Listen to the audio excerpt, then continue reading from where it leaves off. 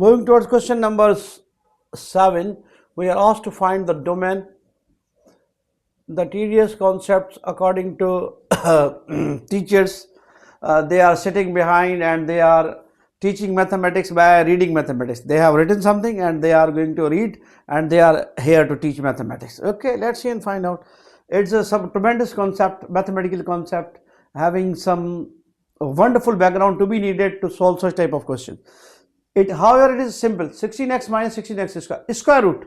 In square root, you have to avoid a negative result, nothing else. Whenever the result of this quantity is negative in square root, negative means iota, complex number, and mostly we are dealing with in calculus a real valued function.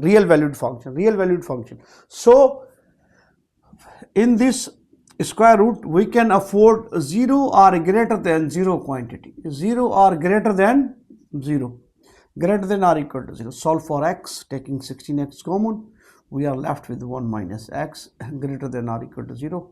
Either or 16x is greater than 0 or x is greater than 0.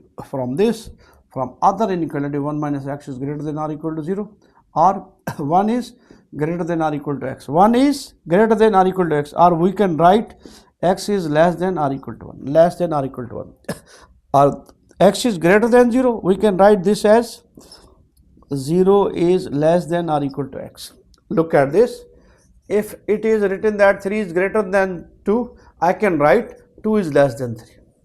3 is greater than 2, then 2 is less than 3. Here x is greater than or equal to 0, I have written 0 is less than or equal to x. Here 1 is greater than or equal to x, I have written x is less than or equal to 1. For writing them in interval form, we have 0 is less than x, x is less than or equal to 1. Here 0 is less than or equal to x is less than 1. It is a closed interval. It is a closed interval containing 0 and 1 as well.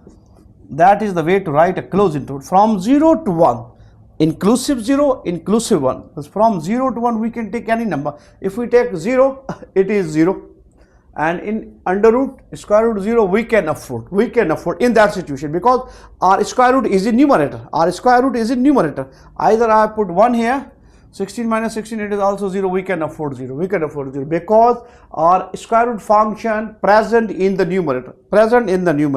Whenever something is present in square root, take care of this thing, the value can never be negative. How to judge or solve this one? We need this quantity must be greater than or equal to 0. Non-negative quantity. This one must be non-negative quantity. Solving this inequality, and don't forgetting the writing this in interval form. Interval say that a is less than or equal to x, x is less than or equal to y, where a is less than or equal to b, a is always less than b. A is less than b. Moving towards next question, a tiny one we have.